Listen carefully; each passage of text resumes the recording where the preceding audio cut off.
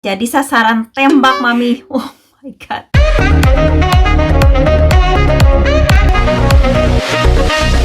Hai everyone, welcome back to my channel. Jumpa lagi dengan saya Noe Amelia di Birmingham. Apa kabar kalian semua? Semoga selalu sehat dan bahagia.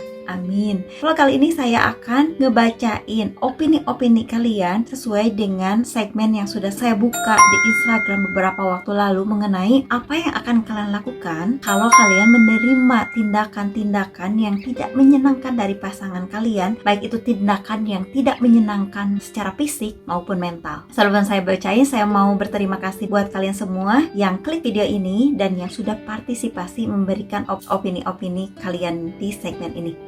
Oke, tanpa lama-lama lagi, saya akan bacakan langsung sekarang juga. Oke, di sini lumayan juga banyak ya teman-teman. Terima kasih. Oke, saya akan bacakan. Tapi opini saya dulu ya. Saya pribadi dulu atau bacain yang punya kalian dulu? Lebih baik bacain punya kalian dulu ya. Oke, yang pertama saya akan bacakan dari, saya cuma bacain tapi saya yang grogi. Di sini ada Debbie. Halo Mbak Debbie, makasih banyak.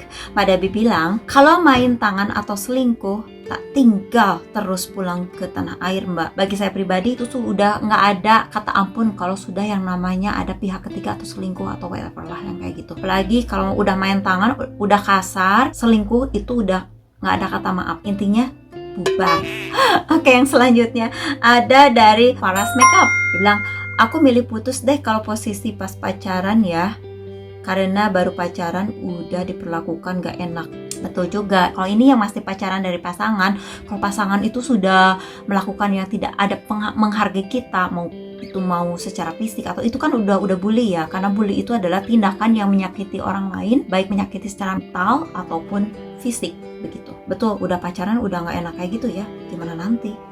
Seram. Oke, ada lagi nih, ada San Regi. Kalau masih pacaran putusin, tapi kalau udah nikah lapor polisi.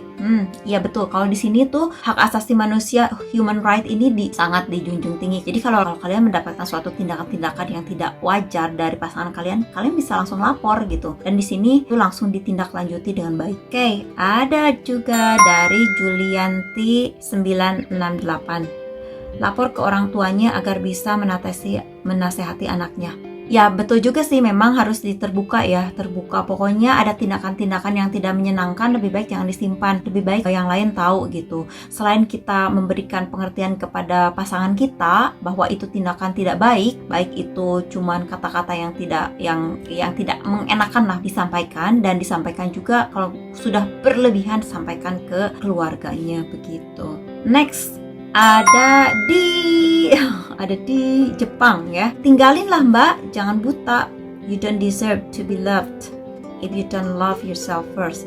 Betul juga. Jadi kalau kalian sudah melakukan tindakan seperti itu, karena biasanya kalau orang udah berani tindakan, apalagi fisik ya. Kalau mental itu lebih ke nyinyiran, mengatakan yang tidak enak juga, memang itu tidak bagus karena mental itu juga sangat menyakitkan ya. Itu tidak boleh. Jadi cintailah diri kita sendiri. Kita harus juga bisa melindungi diri kita sendiri gitu. Jangan sampai diperlakukan yang tidak baik oleh pasangan kita. Terima kasih di Jepang. Ada lagi Mbak Rambu, confront him directly, atau kalau ya terlalu sering yang patah ya aku pilih lapor ke polisi. Setuju ya, kalau kalian tuh jangan takut gitu, jangan takut gimana.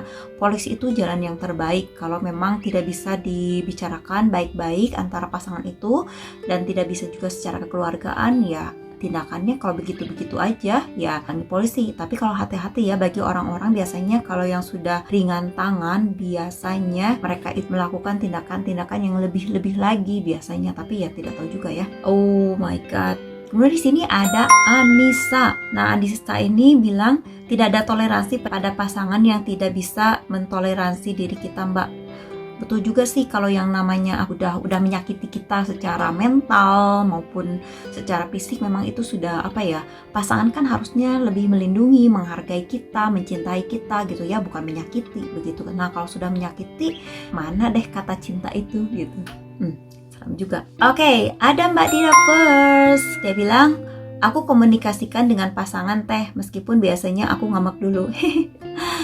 Makasih Mbak Dira. Betul juga ya, perlu kita dikomunikasikan ya, batas wajar, komunikasikan dulu. Selanjutnya ternyata masih ada lagi. Nah kalau udah hampir ketiga kali, lebih dari 2 kali lah gitulah, siapkan tindakan, entah itu keluarga, lapor ke keluarganya atau lapor ke polisi sekalian gitu, kalau memang tidak ada perubahan-perubahan yang baik dari pasangan kita itu. Kemudian di sini ada dari Erika.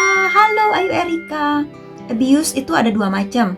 Ada physical abuse sama emotional abuse. Kalau aku masih dalam emotional abuse, kayak perkataan kasar atau bentak-bentak masih bisa aku toleransi. Meskipun in case aku juga sakit hati teh. Betul. Tapi kalau udah physically abuse, udah deh aku tinggal. Soalnya laki-laki kalau udah main fisik itu nggak bakal ada obatnya. Mau dia dapat isi kayak gimana. Karena itu udah habits. Itu bisa merembet ke mental illness. Betul juga. Juga biasanya kalau orang sudah melakukan tindakan kekerasan, walaupun mereka sudah minta maaf, suatu ketika mereka akan melakukannya lagi. Kontrol diri ya, tapi mungkin ada juga yang memang hilap, berubah gitu. Begitu ya. Jadi kalau sudah ada kayak mental illness ini memang harus ada treatment khusus ya untuk penyembuhannya. Jadi harus dikenali lebih dalam lagi. Ngeri juga ya. Makasih ya, ayo Erika, makasih banyak sayang. Oke, ini ada dari Fandi Kurniawan. Dia bilangnya jadi sasaran tembak mami. Oh my god. Ada-ada aja ya. Oke, terima kasih. Oke, balik ke saya pribadi ya.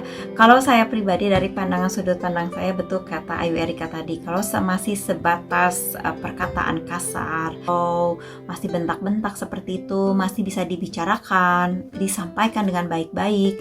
Tapi saya tidak bisa menjadi orang yang istilahnya sabar, nerimo. Jujur aja saya tuh orang yang gak suka ribut. Saya tuh orang gak suka teriak-teriak, bentak-bentak seperti itu. Jadi saya tuh kalau misalkan pasangan saya misalkan ada sedikit agak temper, saya tuh gak pernah dalam waktu ketika dengan waktu bersamaan saya ikut-ikutan seperti itu, balas atau gimana. Walaupun itu bukan kesalahan saya diamin aja. Biarkan pasangan itu ngomong semaunya, tapi setelah ada calm down, baru saya sampaikan bahwa tadi itu saya tidak suka, saya nggak suka seperti itu, begini loh, beginilah, disampaikan begitu.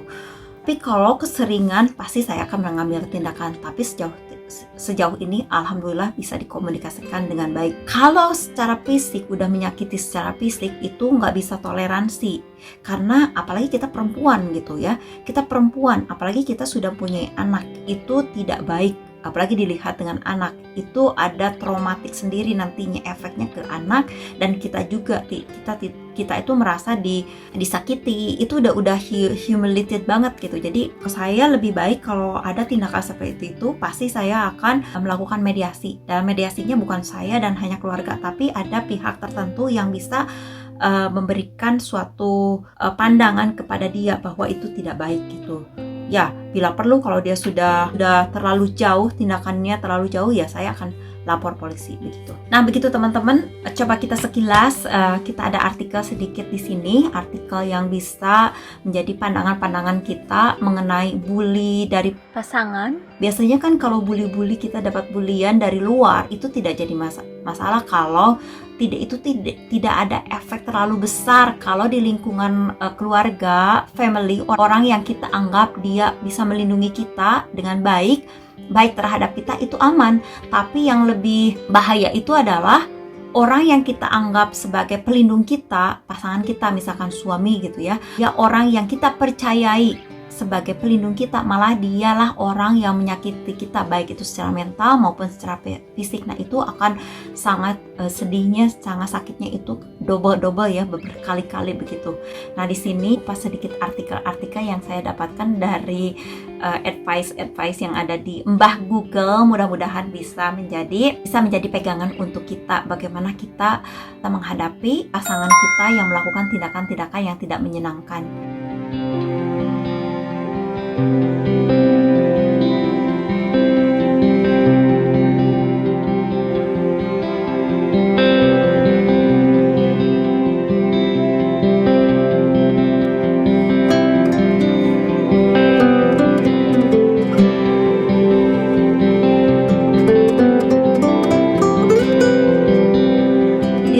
Sudah opening sudah disampaikan oleh teman-teman yang ikut berpartisipasi. Terima kasih banyak. Tadi saya juga sudah sampaikan opini saya. Kita tidak bisa menggantungkan keamanan diri kita sendiri kepada orang lain gitu.